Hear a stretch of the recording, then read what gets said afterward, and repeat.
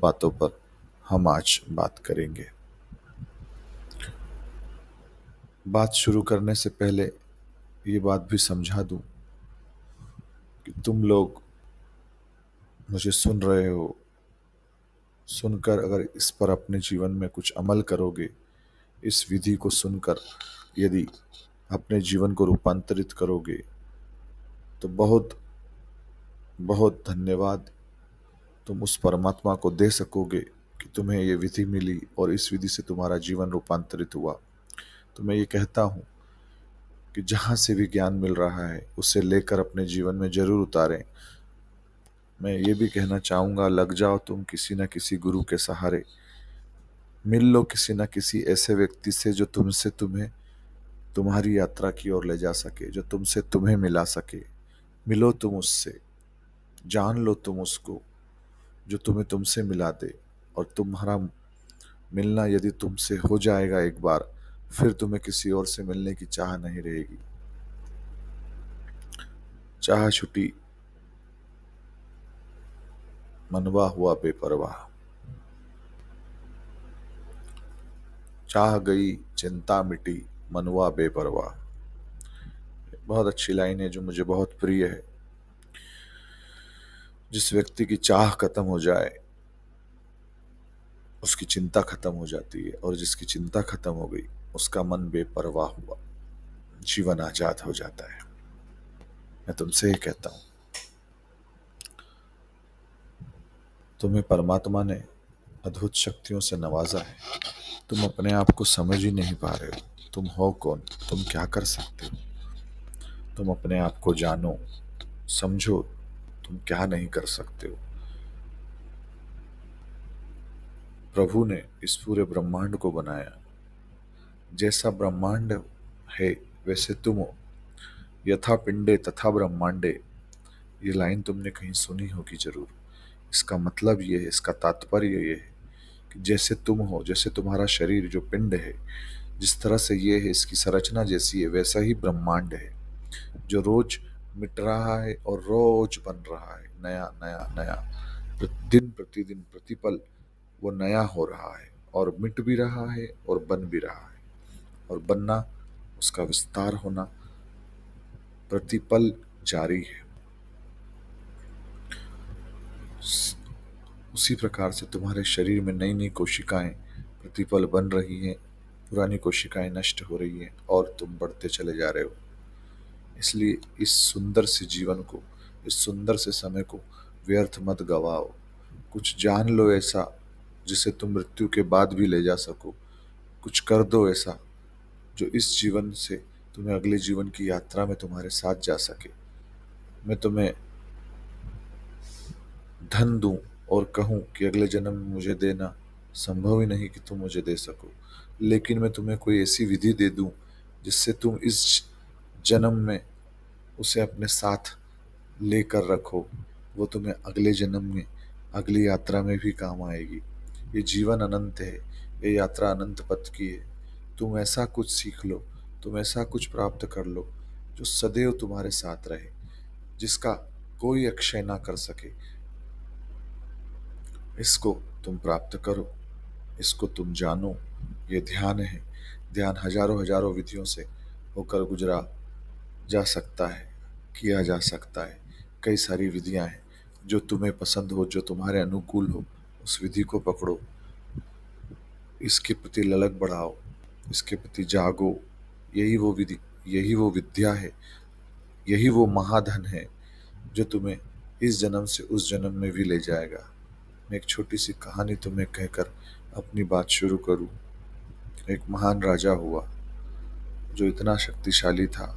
उसके काली काल में, उसके कार्यकाल में उसके पास अथाह अकूट संपत्ति, अथाह धन था। उसे गुमान हो गया कि उसके जैसा इस धरती पर कोई बलवान नहीं, कोई शक्तिशाली नहीं। हजारों हजार स्त्रियां उसकी दीवानी, लाखों लाखों लोग उसके दीवाने। एक तरीके से उसे लोग ईश्वर ही मानते थे। क्यों ना माने, शक्तिशाली था, धनवान था, दयालु भी था, लेकिन साथ में जब इतनी चीज़ें होती हैं तो अहंकार स्वभावतः आ जाता है। वो अहंकारी हो गया, उसे अहंकार आ गया कि वो दुनिया में ऐसा कोई कार्य नहीं है जिसे वो ना कर सके। एक बार उसके नगर में कुछ साधु आए और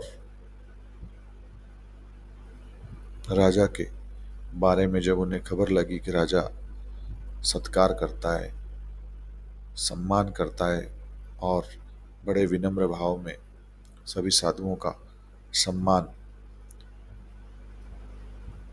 राजा के द्वारा किया जाएगा, ये बात सुनकर वे राजा के दरबार में पहुंचे। राजा अपने सिंहासन पर बैठा था। राजा ने जैसे ही साधुओं को देखा, वह उन्हें प्रणाम करने के लिए उतरा और उनसे अहंकारवश, भूलवश ये बात कह डाली, हे साधु महात्माओं, बताइए मैं आपकी क्या सेवा कर सकता हूँ।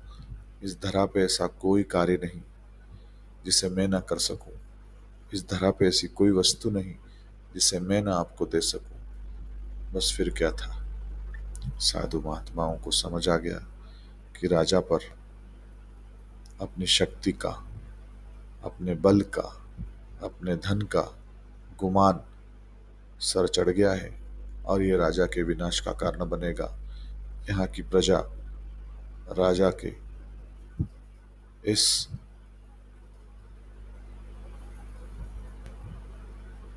कृत्य से आज नहीं तो कल जरूर परेशान होगी और राजा का अहंकार हमें ठीक करना होगा। राजा को बहुत छोटी सी बात कही, हे राजन, हम अति प्रसन्न हैं, तुमने इतने भाव से आकर हमें प्रणाम किया और हमारा सम्मान किया। राजन, एक छोटा सा काम है, यदि तुम कर दोगे तो बहुत बहुत तुम्हारा उपकार माना जाएगा।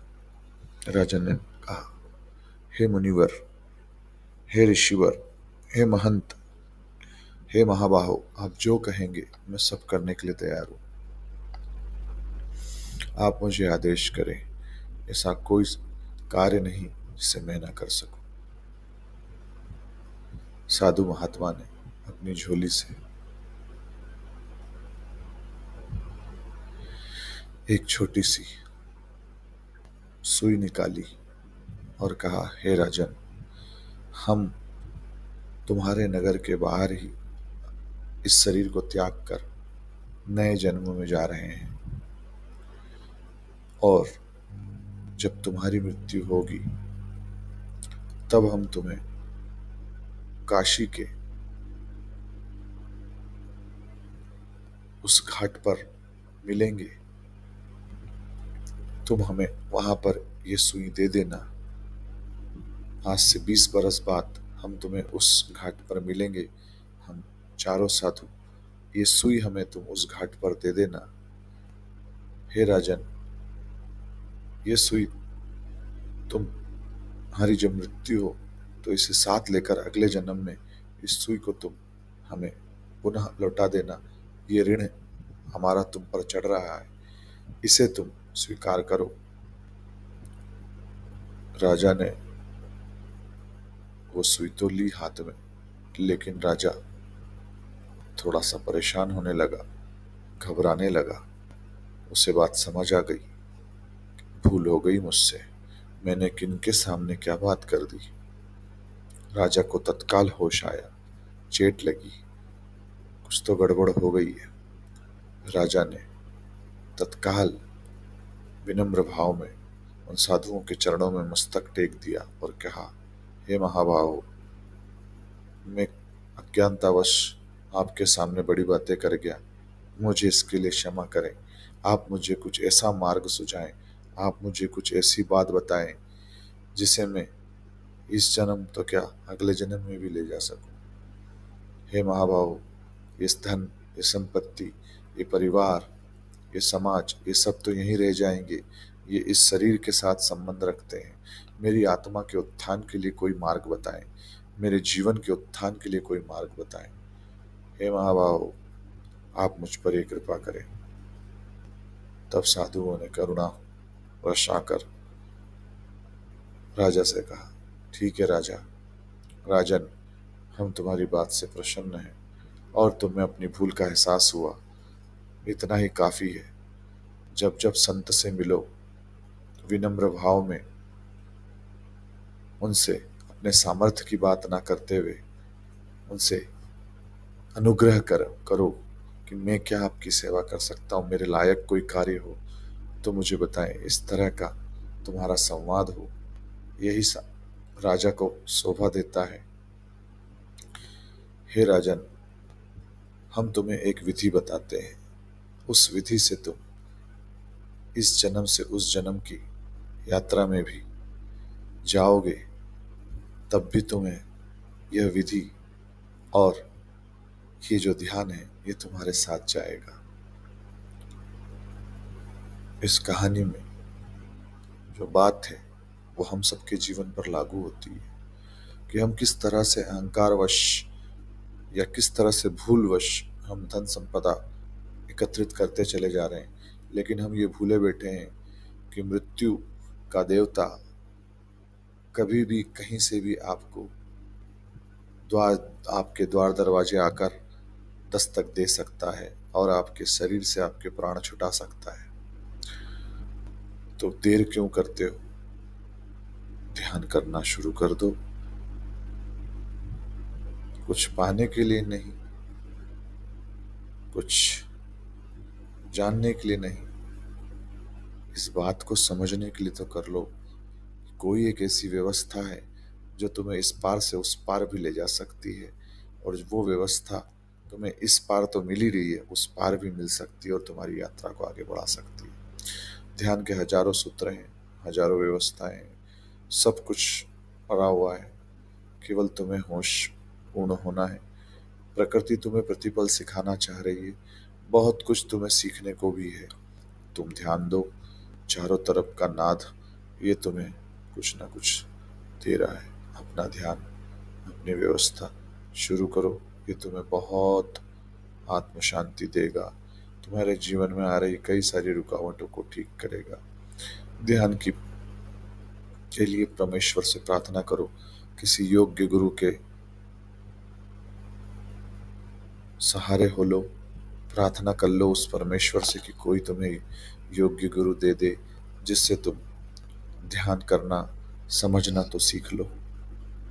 ये ध्यान अति महत्वपूर्ण है, ये तुम्हें आगे की कई सारी यात्राओं में ले जाएगा और तुम्हारा जीवन सरलता की ओर ले जाएगा। आज इतना ही, कल से हम ध्यान की नई चर्चा आरंभ करेंगे।